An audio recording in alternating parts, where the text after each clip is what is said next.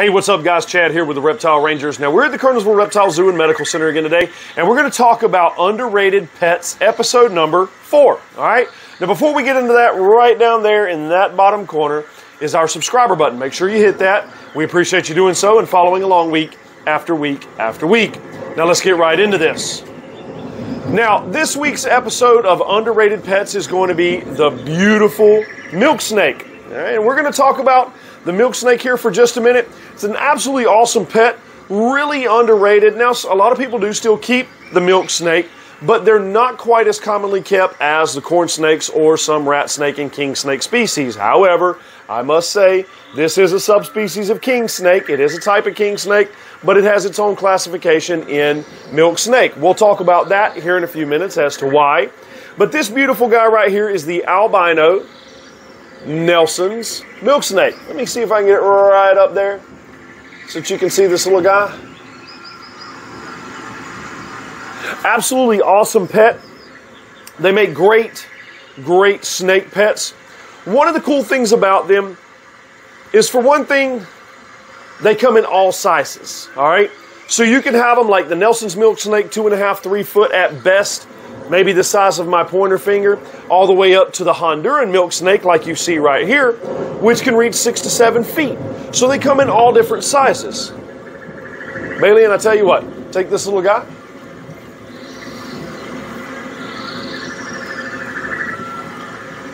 Now, in the meantime of talking about the MilkSnakes, I'm going to show you several species here. You have everything from the Honduran to the Mexican to the Pueblo to the Sinaloan to the Nelsons to even the Eastern MilkSnake like we have here in North Carolina, all the way through several other species of MilkSnakes. There's many different subspecies of MilkSnakes out there, and they come in different sizes and colors. One of the cool things about these guys too is, yes, we have been able in the reptile community to produce multiple different colors of MilkSnakes as well. You have things from like the Apricot Pueblo MilkSnake, who is the exact replica opposite of the coral snake. I'll show you the two right here, one on this side, one on this side. Here's the coral snake, here's the Apricot Pueblo MilkSnake. Now, don't forget, the old rhyme goes, red and black is a friend of Jack. Let's do this again. Red and black is a friend of Jack. Red and yellow kill a fellow.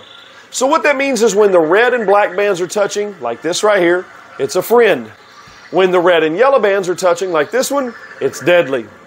Now, these guys are absolutely amazing in the fact that they are underrated when it comes to pets. They're super hardy animals, incredibly awesome to keep. And again, if you do one of the smaller species like the Pueblan, like the Sinaloan, like the Nelsons, it doesn't require a massively large cage. You know, versus the counterparts like the corn snake. Corn snakes get pretty doggone large. And corn snakes are the more popularly kept colubrid, as it's called, colubrid species pet. However, baby corn snakes can be very difficult to start in feeding. Usually your MilkSnakes are pretty easy to get started. Now, once somebody's used to breeding and keeping corn snakes, yeah, they're no problem to get them started feeding most of the time.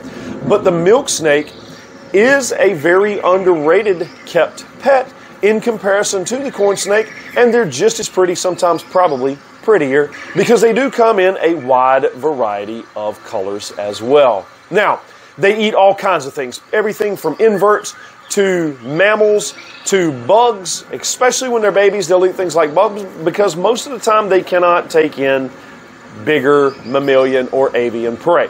So they have to eat smaller things like worms and like pill bugs and small inverts and things like that. These guys come in a wide array of temperaments as well, okay? Hondurans are, in my experience of working with the MilkSnakes that I've worked with over the years, Hondurans have tended to be the ones that were a little bit more defensive. I'm not going to say the word aggressive. I'll say the word defensive. Some of your other ones are defensive as well. Without a doubt, they all can be defensive if they want to be. But the Hondurans tend to be that more defensive of the bunch. But these guys do settle down greatly and are amazing pets to keep. And they are a lot of fun as well. And again, if you want to keep some of the smaller ones, you can keep the smaller subspecies, and they don't require a massively large habitat. They're pretty durable when it comes to habitats and climates.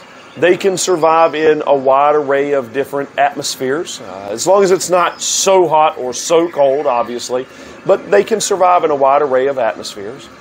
They do really well when it comes to bioactive ecosystems versus fake ecosystems. All right, so you can set them up in a wide array of things. These guys are more nocturnal hunters. So while, yes, in captivity, they'll pretty much eat any time of the day, in the wild, they would be more naturally hunting at nighttime. And you're going to see them hiding a lot more during the day. They're not quite as active during the daytime. All right, so again, this is an awesome pet. Easy to keep, easy to manage as long as you have them set up, for the most part, correctly. When I say for the most part, because they do come in, again, a wide array of ecosystems, in a wide array of climates. So as long as you have them set up, for the most part, correctly, with a good habitat, with a good temperature range, these animals do absolutely amazing in captive care. Now, this has been the MilkSnake. We hope this has been helpful for you. Hope you've enjoyed this.